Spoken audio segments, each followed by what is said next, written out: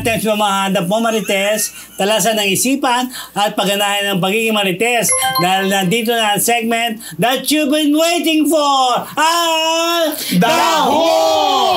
Waiting for! Eto na sa naman yung boses. Ano na ang unang hashtag ng ating daho? Sino ito? Puyat lang! Sa'yo ba yan? Akin yan. Letter P as in P. Puyat lang. Ang isang kilalang aktor, award-winning aktor, napakahusay talaga at sikat na siyempre dahil sa schedule niya, meron siyang ongoing teleserye na talagang laging busy. May mga appointments siya na siguro hindi niya na napapansin or yung gagawa ng mga sekretary niya kung sino man na siguro sa sobrang kabisihan hindi niya na nararamdaman minsan or hindi niya nalalaman na may mga tao palang na-offend na dun sa paggagawa niyang paano tinatrato, ano matawag doon, ini-entertain.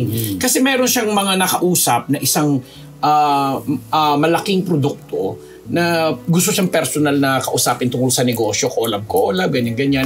Kukunin din siyang endorser. Nag-upset ng appointment sa bahay niya. Pinapunta, ganito, umaga, bla bla bla, ganitong oras. So, syempre yung mga bisita, yung mga taong involved, talagang kiner nila kasi ang galing na aktor, mahusay naman, mabait naman siya. In fairness, wala naman siyang record ng pagmamaldita maliban sa mga ginagawa niya sa showbiz kasi very passionate sa kanyang trabaho. Pagdating doon, nagulat yung mga kasi nilabas naman sila, to be honest, to be fair naman sa kwento, nilabas naman daw sila. Kaya lang parang walang kagana-gana. Tapos hindi man lang nag-effort man lang na kahit kausapin yung mga tao na magbibigay supposedly sa kanya ng endorsement ng ganyan. Datong din yun. Datong din yun. At saka inuuhan niya siyang nag-set ng oras.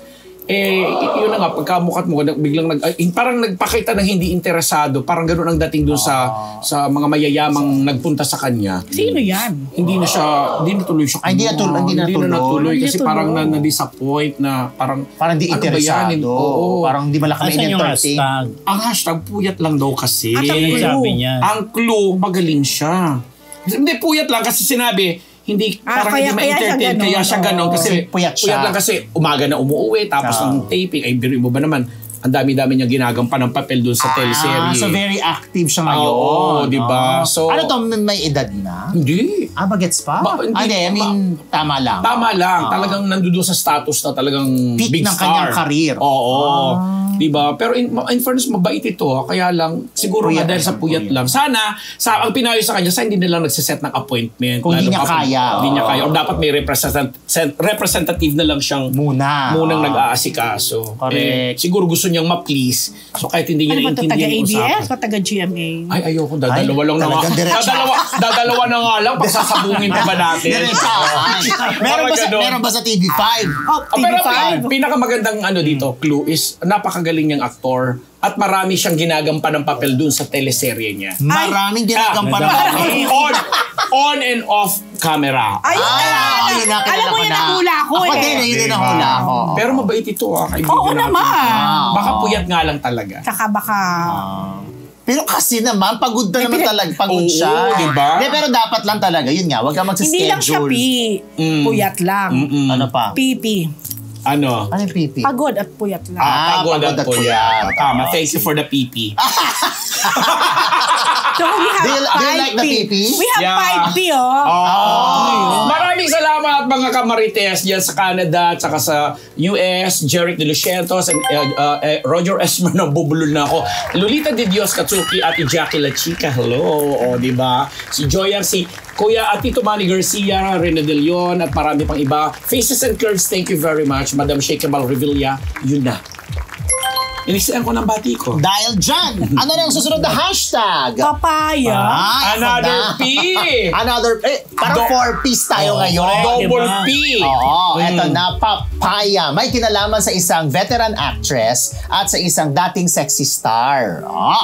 Nagkasama daw itong dalawang ito sa isang proyekto. Okay? Pero syempre, magkahiwalay sila ng dressing room dahil itong si veteran actress, ginagalang ito. Kailangan solo ang kanyang dressing room. Okay? So, ang nagiging ugali daw nitong si veteran actress, sasabihan niya yung PA. Abawa, andyan na siya. PA, nandyan na ba si sexy star? Actually, dating sexy star. Andyan na po. Wala po. Ha? Andyan na ba? Andyan na po. Tawagin mo nga. Ayan, tawagin. Siyempre naman, magbibigay pugay si dating sexy star kay veteran actress kasi syempre. ginagalang. Oo, veteran yun eh. Tapos, parang meron na silang something na pagkakaintindihan. Itong si Na? dating sexy actress at si veteran actress. Parang alam na kung bakit siya pinapatawag. So, pinatawag, pumasok sa dressing room. Si sexy actress. Si sexy actress sa dressing room ni veteran actress. Siyempre, si PA, nandun lang siya. Dahil, wala, baka may iutos pa doon. Na-witness niya. Na-witness niya, ang sabi ni veteran actress kay dating sexy star, pampabuenas naman dyan. So, ang gagawin, ginawa ni dating sexy actress, kineme niya yung kanyang papaya. At si veteran actress, kumeme sa papaya. Tinubsob. Pareho Ayan. silang veteran actress. Yes. Hindi, oo, hindi, pero mas Parehas na babae. parehang babae. Pero mas may edad si veteran actress Oo. dito kay dating sexy star. Pero pwede na rin maging veteran to kasi may edad na rin sa dating Oo. sexy star eh. So ang ginagawa, eto ang papaya, gaganon si Veteran actress. Yun ang kanyang pampa. Buenas. Tapos, Akala ko binigyan lang ng papaya. wait! Iba pala. Pinatikim ng papaya. Hindi ko alam Hindi. kung tinikman o finil lang. Sinilip ang papaya. Hindi, finil. Nasubsob sa papaya. Sub-sub pa. Yun actually ang pwede hashtag sub-sub sa papaya. Nakakaloka si veteran actress. Oo. Isa pala siyang Adan. Oo. May pusong Adan. So, nahuhula mo na ba kung sino? Oo, may more or less. Hindi ako idea. Oo, Pero hindi ko sa ma- dating sexy actress, Nako, madaling hulaan. Yun Basta- nga, parang yun ang medyo nahulaan ko. yung dating sexy actress. Oo. Kasi, ano rin to, paano ba? Basta si... award-winning din. Award-winning. Miss Tisa. Pareho silang award-winning. Oo. Yan, oh. May pelikulang patikim. Basta! Patikim ng pinya. Baka makita!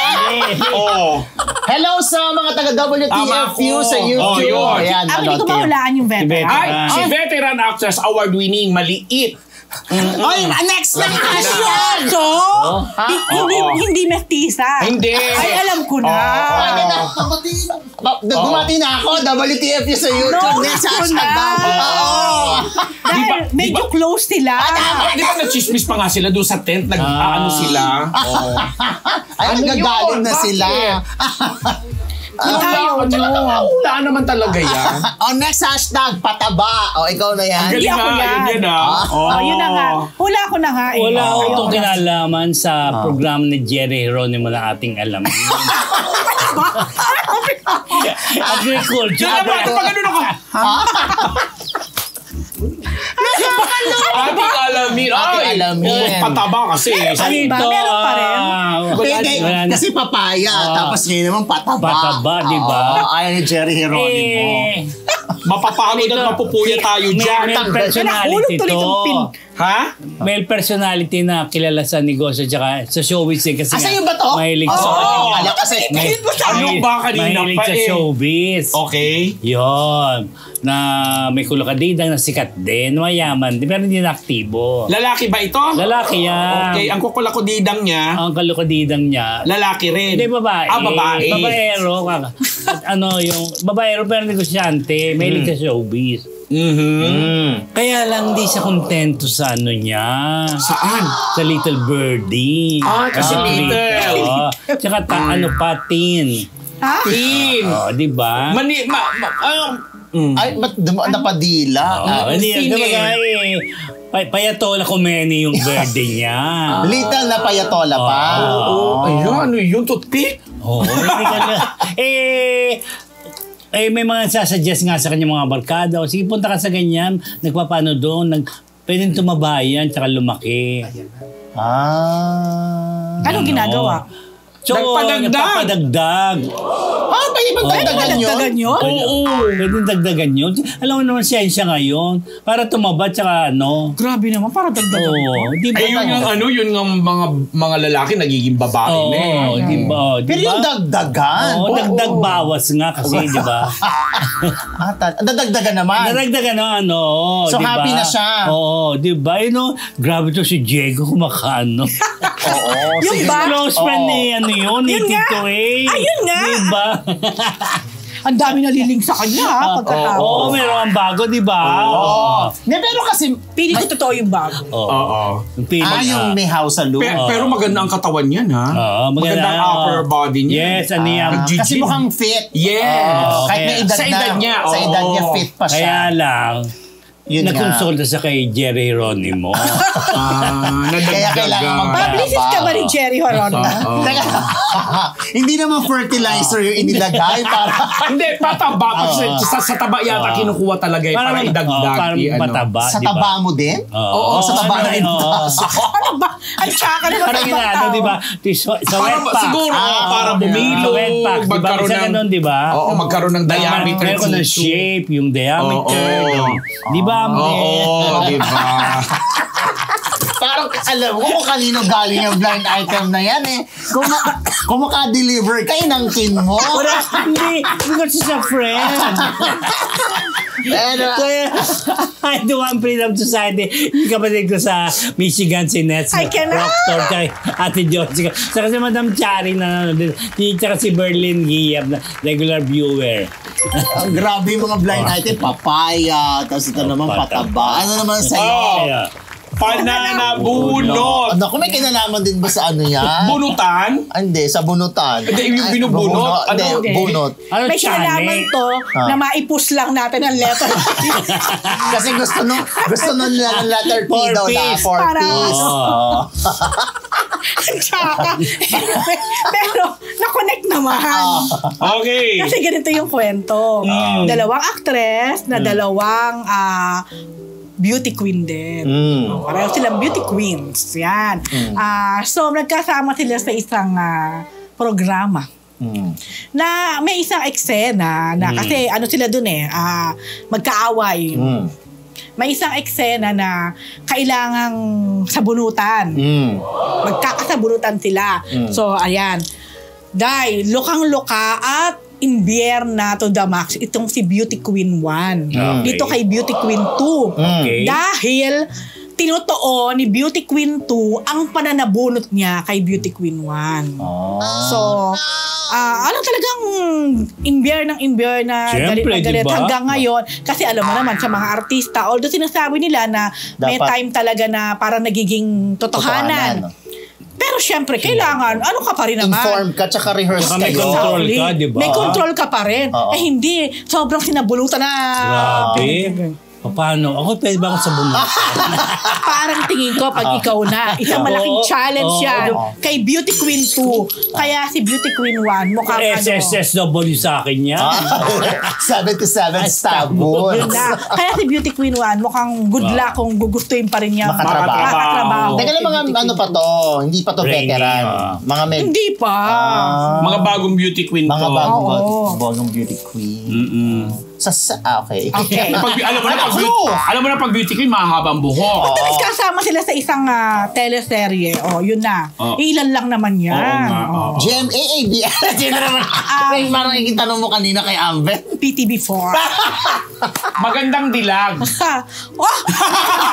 Wala po ako sinasabi. Yan. Basta. Magandang dilag beauty queen. Yeah. Yun ang ibig sabihin na magandang dilag ay beauty queen. Oo, di ba? Ang isang beauty queen ay magandang dilag. Yeah. Basta sa May isang, beauty queens dun sa dalawa. isang teleserye nagkasama silang dalawa. Yun na yun. Okay. Yun na nga. So, anyway, gusto kong batiin. Buti hindi live, di ba? Last week, binati ko si Lenlen, isa sa aking BFF. Ngayon naman si Sharon. Bali, tatlo kasi kami. Shalen Rose. Di ba? May Parang the Becky lang. Totoo siya. Bago pa yung mga The Becky na yan. Parang high school pa lang kami. May Sharon Rose na. So anyway, happy birthday Sharon. Happy 50th birthday. So katulad ni Lenlen, katulad ng sinabi ko nga, yun, I cannot imagine life without the two of you. So, Wow, sweet naman. Sobrang thank you sa lahat, and kahit na hindi tayo magkakasama sa mismong 50th natin, sana one day matupad yung ating dream to travel na tayo magkakasama. Dahil dyan, may surprise kami sa'yo. Oo. Nandito sa... Charot lang! Charot lang. Magpi-50th na? Ay, nako, Marites. Meron pa ba? Baka meron pa. Wala na?